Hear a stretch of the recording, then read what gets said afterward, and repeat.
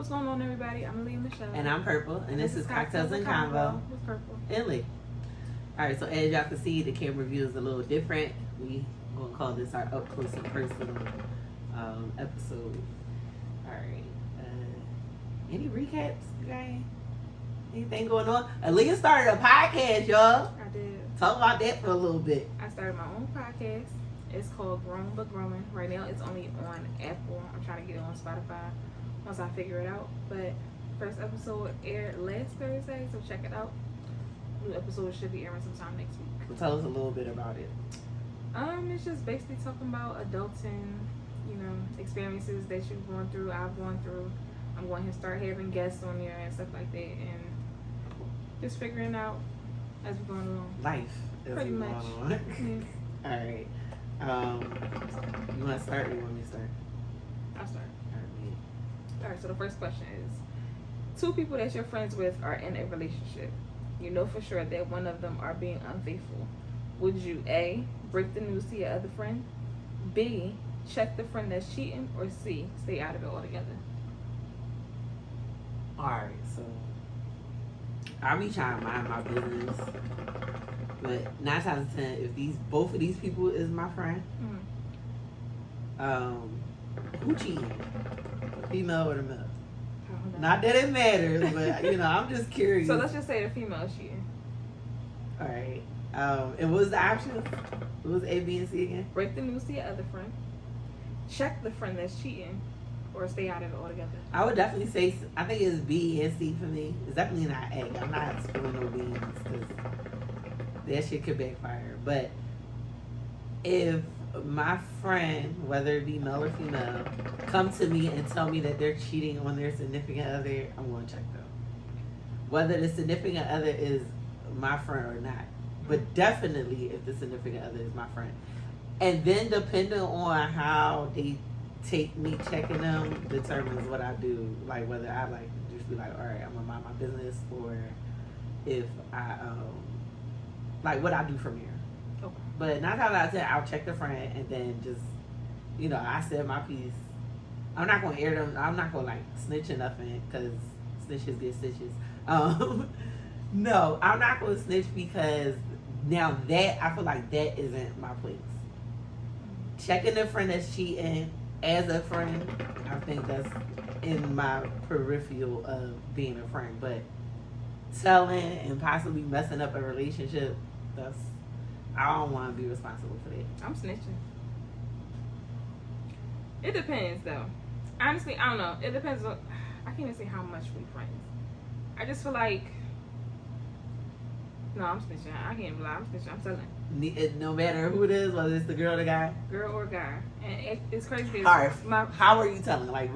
How are you going to present it? I'm going to tell listen, I got some information for you. And I'm going to give my friend the information. And whatever they choose to do, when it comes to their relationship, what they choose to do. But from then on, I'm staying out of it. But, so, are you worried that will mess up your friendship with the other friend? No.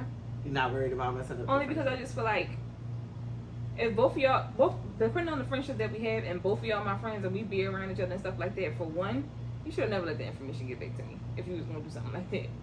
2, why not just break up? I don't condone cheating at all.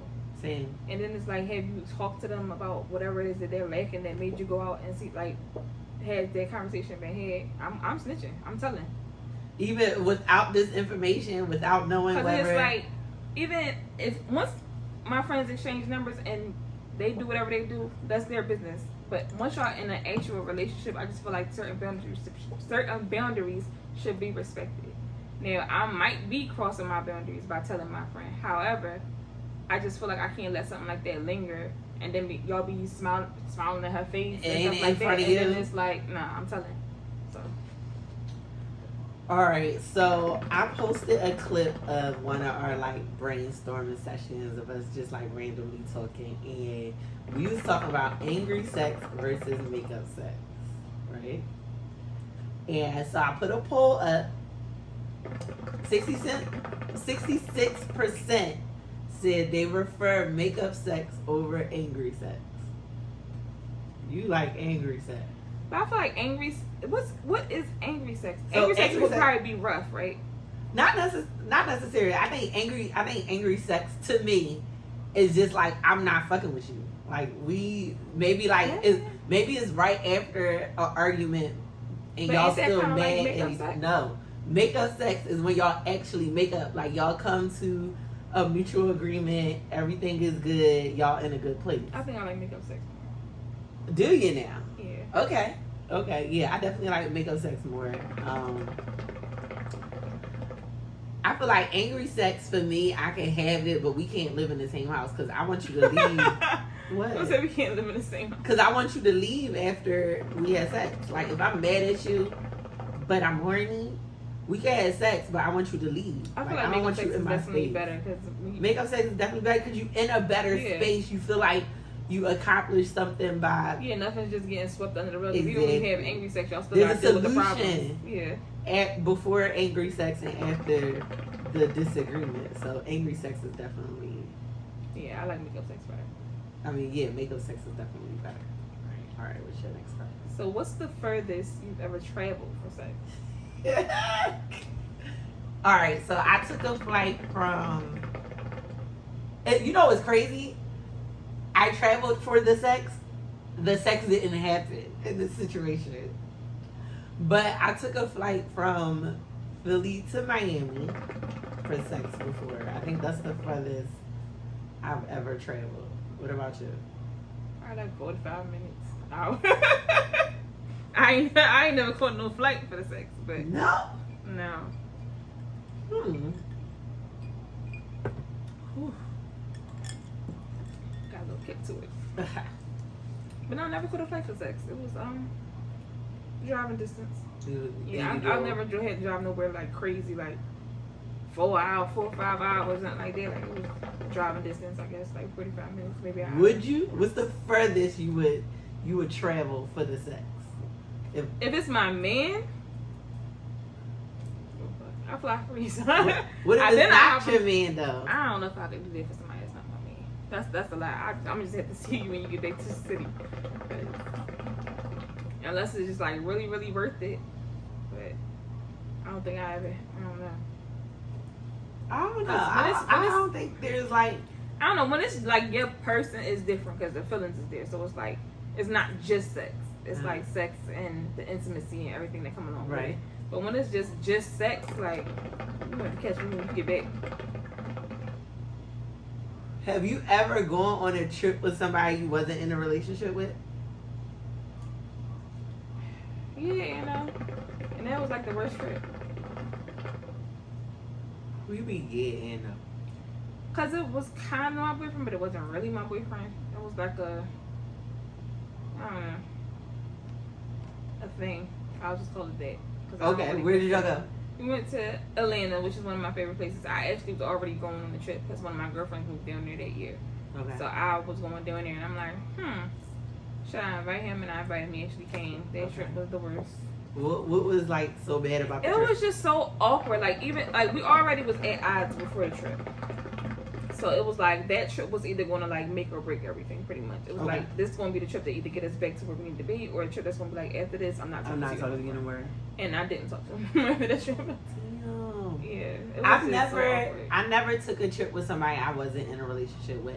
Now, and you know what? Now that I think about it, I don't think I've ever taken like a vacation or a trip with a guy. No, I'm lying. I have. No, but we wasn't in a relationship. I don't know if they count. And we didn't have sex. Vacation don't have to be your boyfriend.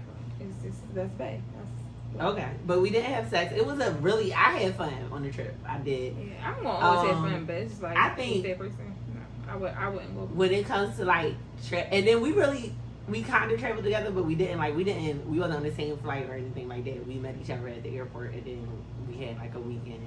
Mine was in Atlanta too, but I haven't gotten to the point in a relationship where. No, I'm lying. I did take some trips in a relationship before, but I don't know if it counts. It don't feel like it counted. Well, talk about it like it counts. All right, we went to the Poconos. That's not. I don't know. That's not. That that's don't count, a vacation. Right? Yeah, just because I didn't take a flight, that's still something. Okay, and maybe I have taken a vacation with somebody I was in a relationship with. it wasn't really like it was memorable. Like I can tell you what we did, but it wasn't memorable. Like we didn't make any real memories, if you ask me. Yeah.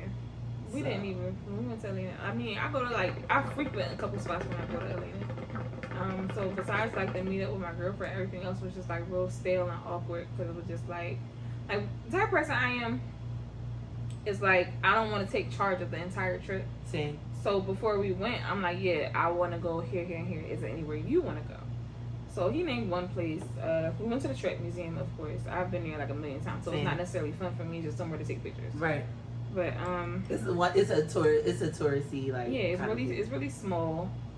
It was kind of like it was just opening back up because it was still during COVID. Mm-hmm. Yeah, so it was like, all right, it was okay, but it was just like it was okay because it's already one of my favorite places. Mm-hmm. So I'm always going to have fun when I go there. But it was just like I could have went by my mother's house because it was like it was annoying. Like everything from planning the trip to getting on the plane to getting the car to just going places was just like I should have came here by myself. Yeah, I didn't. So what are 3 qualities of like a travel partner for you? Like 3 things that the person has to be able to do. Has to be willing to take a nap.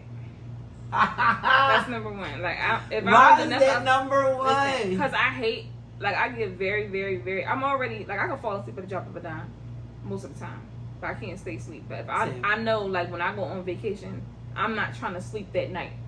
So once we get there, take a nap when we get there. Like we're not going out. Especially if we get there early. Exactly. Yep. Once we check into wherever we checking in at, get your sleep in now. Let's take a nap because the night is about to be real. Gotta be wanting to take a nap. Gotta be assertive. Like we don't have to have a step-by-step itinerary, but just have some things on the list to do or look something up if we don't know what we're going to do. Google is like the I don't want to be the person ever. having to tell you every single thing.